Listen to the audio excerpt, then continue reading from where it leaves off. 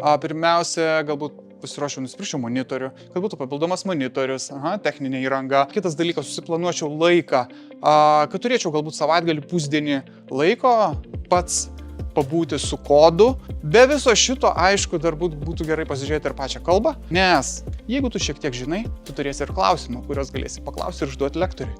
Naudokitės internetinėmis svetainėmis, aplikacijomis, stebėkite, kaip kiti žmonės naudojasi, kokie jų poreikiai, su kokiam problemomis susiduria. Ir tokiu būdu kursite programinę įrangą, internetinės svetainės, kurios yra naudingos, praktiškos ir reikalingos. Mokymai tikrai nėra per sunkus, jie yra struktūrizuoti, todėl studentai palaipsniui gali įsisavinti informaciją ir be abejo įgyti praktinių žinių, nes viskas didžiąja dalim atliekama per praktiką.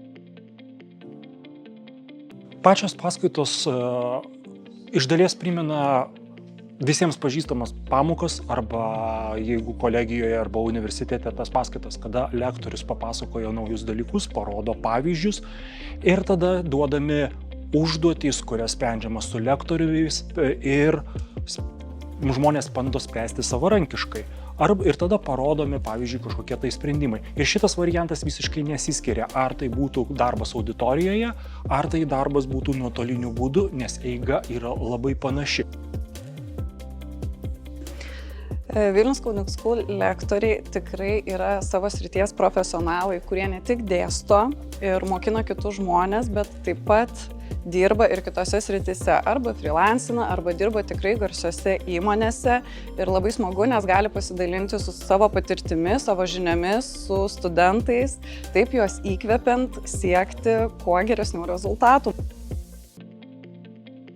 Galim sakyti, kad duomenų analitikai iš esamų duomenų išveda kokybiškas verslo įžvalgas, o duomenų mokslininkai užsiema matematiniais ir mašininio mokymosi metodais ir prognozuoja ateitį.